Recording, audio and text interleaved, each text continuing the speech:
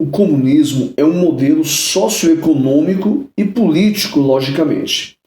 Social, porque tem como objetivo acabar com as classes sociais. Econômico, porque todos os meios de produção, toda a economia seria gerida pelos trabalhadores. E, por fim, político, porque parte do pressuposto que todas as pessoas vão exercer sua cidadania plenamente. Como se vê, é algo fácil de conquistar. Tão fácil como eu aparecer aqui amanhã, musculoso e cabeludo. O comunismo foi idealizado pelos filósofos alemães Friedrich Engels e Karl Marx.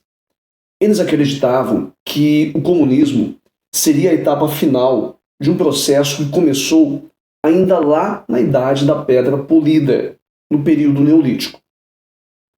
Naquela época, toda a produção era voltada para atender à necessidade da população. Por isso, Marx e Engels batizaram esse modelo de sociedade, ou esse modo de produção, como comunismo primitivo.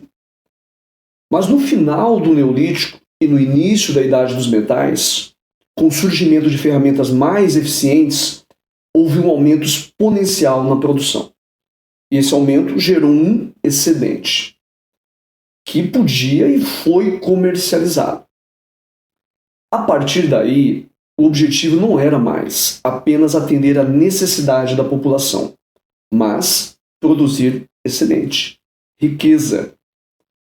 Foi o fim do comunismo primitivo e o início do modo de produção escravista.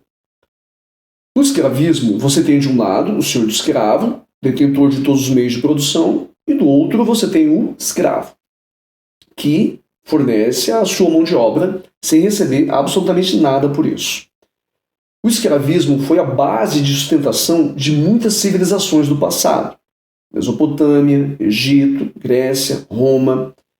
Mas ali pelo final do século V, pelo menos em Roma, ele começou a se esgotar e foi cedendo espaço para o modo de produção feudal.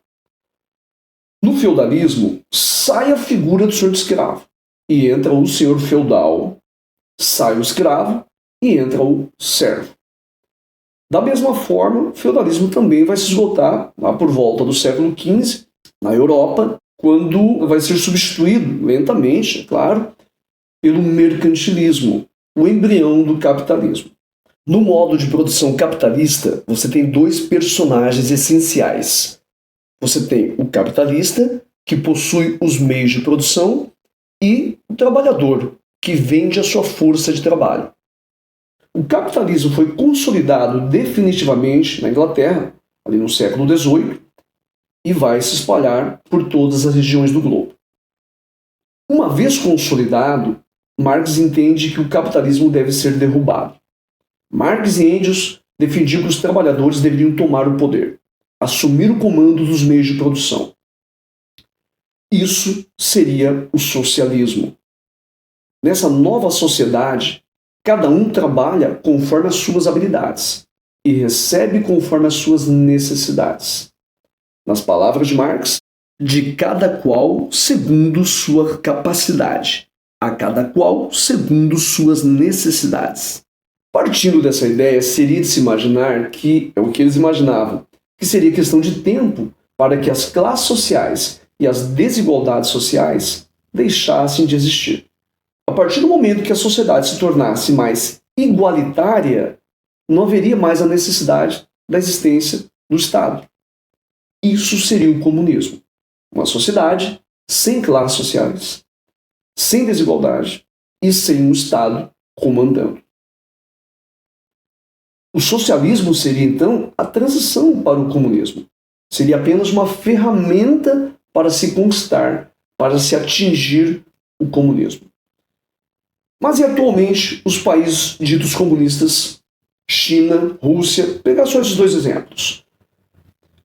A Rússia, até 1917, enquanto que a Europa toda já estava praticamente industrializada, tinha uma economia quase que feudal, uma economia arcaica. Em 30 ou 40 anos, ela se torna a União Soviética, a maior potência mundial, econômica e militar, ao lado dos Estados Unidos.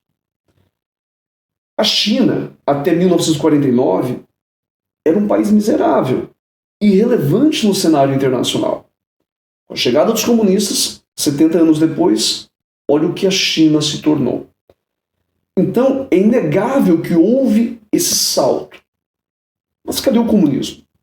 Cadê o fim das classes sociais? O fim das desigualdades sociais? Segundo a revista Forbes, a China e a Rússia estão entre os 5 países que possuem o maior número de bilionários do mundo. Então veja que esses países não tinham como objetivo acabar com as classes sociais ou com a desigualdade social, muito menos com o Estado. O que se vê nesse país é um Estado muito forte. Então, de comunismo, esses países têm apenas o nome. O sonho de Marx e Engels continuou muito, mas muito distante.